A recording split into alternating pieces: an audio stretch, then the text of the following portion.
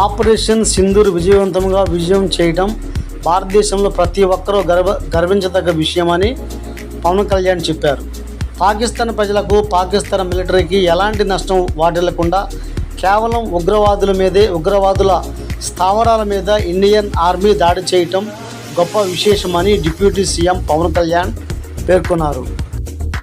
ముఖ్యంగా ఆంధ్రాకి సంబంధించి దాదాపు ఇద్దరు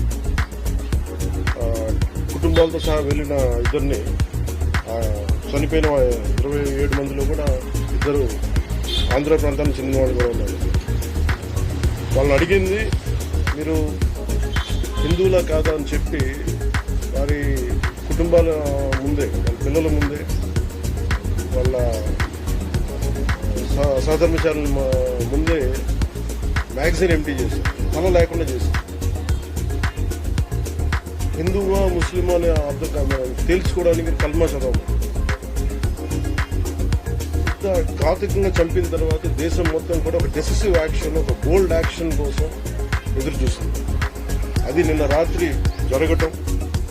ఇలాంటి సమయంలో దాదాపు 9 ప్రాంతాల్లో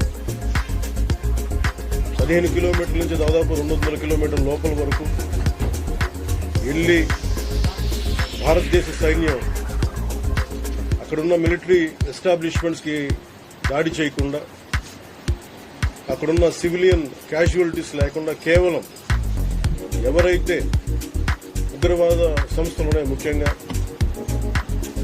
ఈ 3 సంస్థల మీద ప్రత్యేకించి దాడులు జరపడం, వాటిని ధ్వంసం చేయడం నిజంగా ఇది భారతదేశం ప్రతి ఒక్కరూ హర్షించదగ్గ విషయం.